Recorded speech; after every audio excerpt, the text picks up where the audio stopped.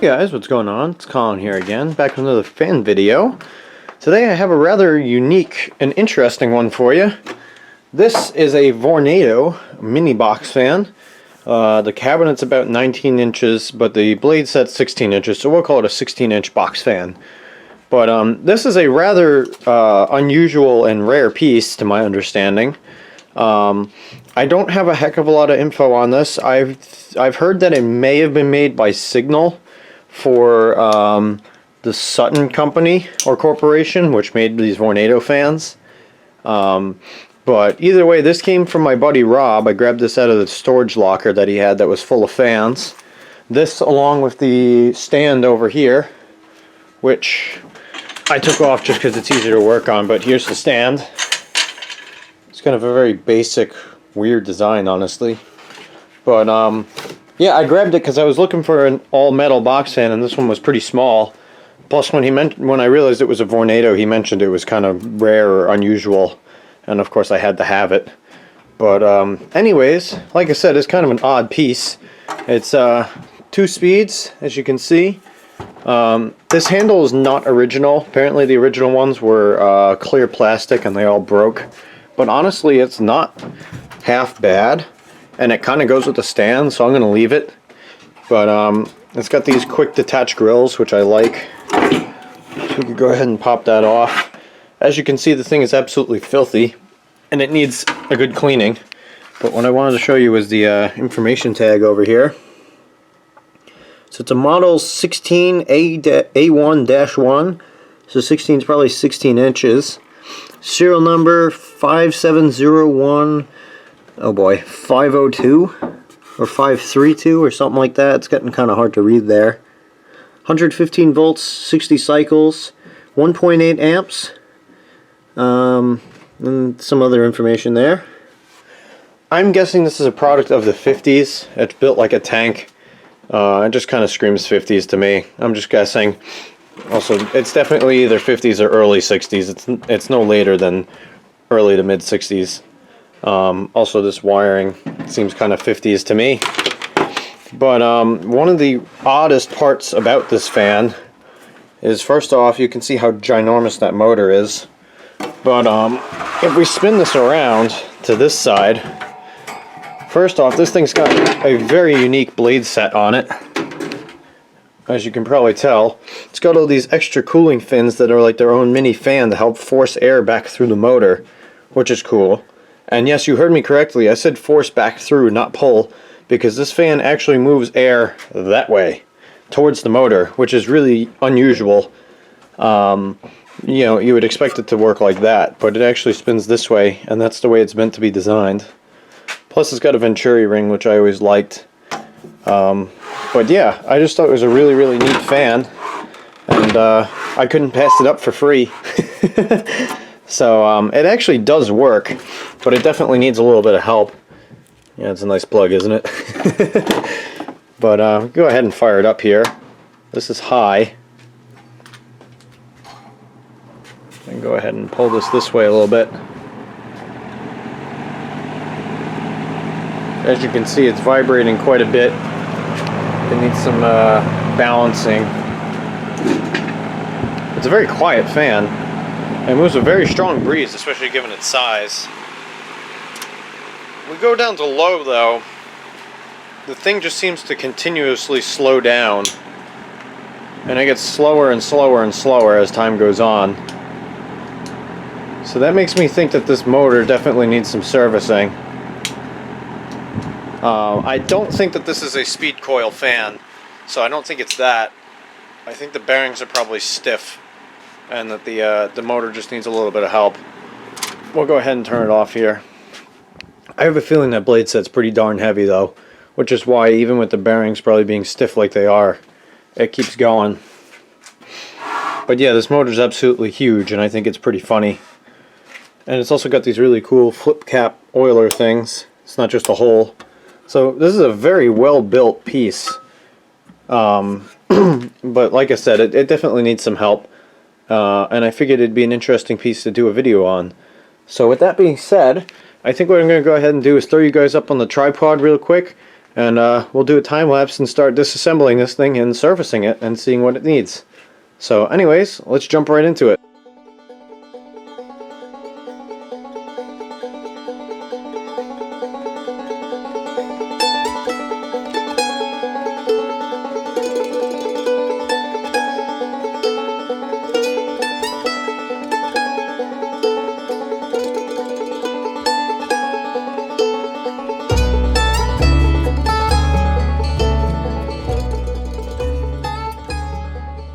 Alright, so we get the whole thing torn apart here, as you can see. No surprise, but this is actually a very interesting motor. It's a 6-pole shaded pole motor. And I don't know, I just think it's kind of neat looking.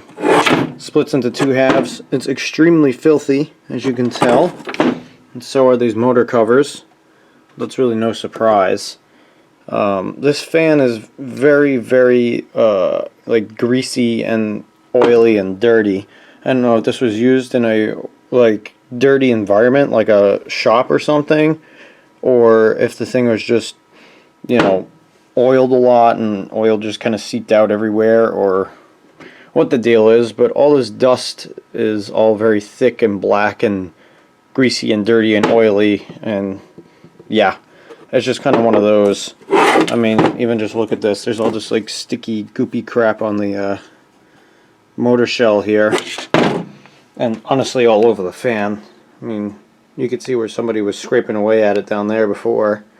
I think there's a lot of good original paint on this underneath all the sticky, goopy crap. So this might be a good use for WD-40, because that will cut all the grease. After I get all the dust off, this whole fan might get a good wipe down with some WD. Help clean up all that kind of stuff.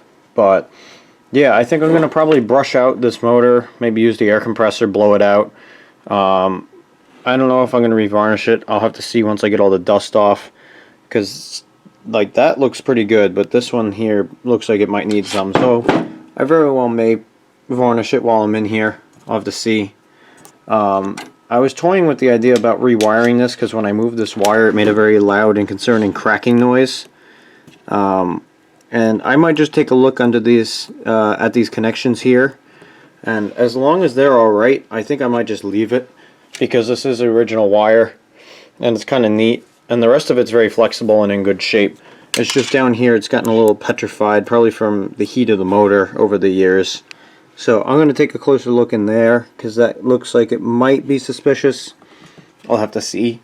If nothing's wrong with it, then I'll leave it, but if need be, this really wouldn't be a terrible fan to rewire, because there's a connection there, a connection there, and a connection there, and it looks like there's plenty of slack in there too. So, oh, and also this is only 3 conductors, so that wouldn't be bad at all. And something else interesting I figured out is that this is the original cord, because if you look, these motor leads have these rings soldered to them, and the power wire did too. So that's an original cord right there. I don't know whether I'm going to save it and reuse it or not. I'll have to see, because it's also really dirty and whatnot. We'll see. I might not.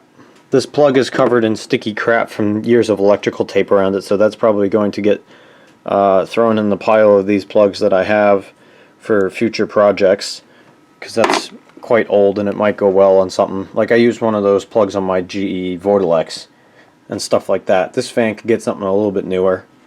But yeah, so I think we're going to continue on here, probably do some deep cleaning, and we'll see what happens. Alright, so I was looking a little closer at this, and it turns out that this wire up in here is bare.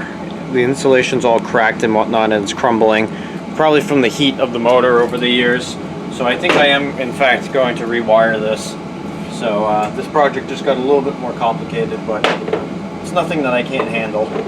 And also I would like to point out that this fan's actually very well made. If you look, the bearings in here, this is that oil tube that comes down.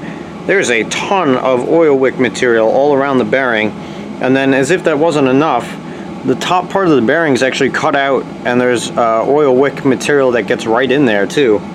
Hopefully you can see that. But I've never seen that on any other fan before.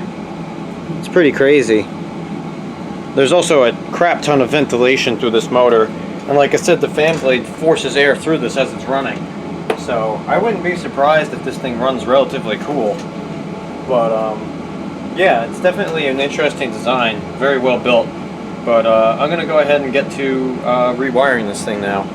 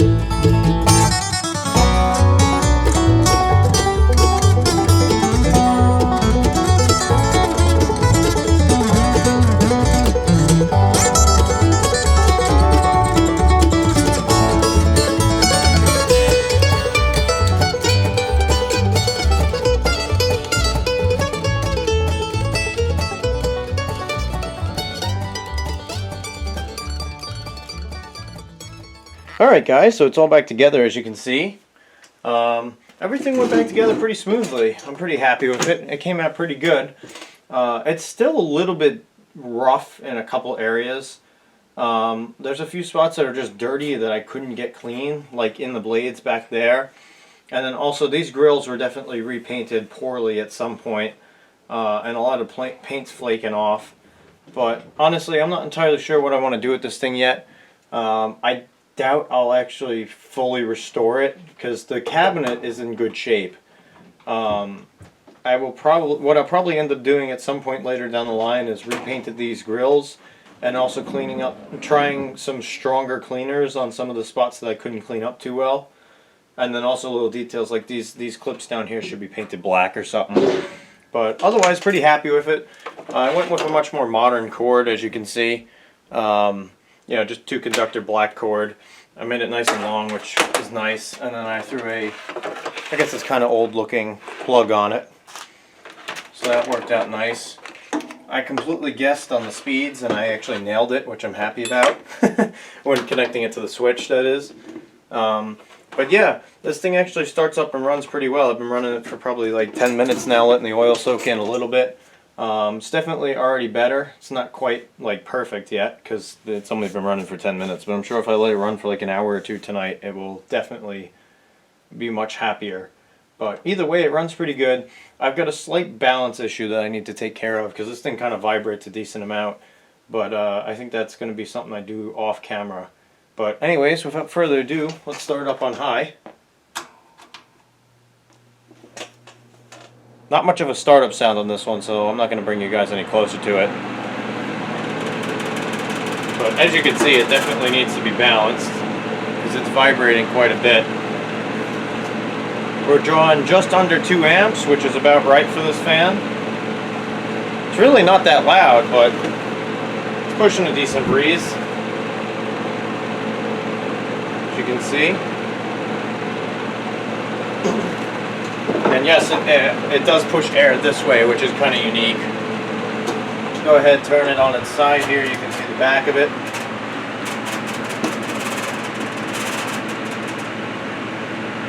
Definitely needs to be balanced. This blade set looks pretty freaking cool with this other mini fan going around by the motor here. I quite like the way that looks. I just wish I had the badge that was supposed to go here.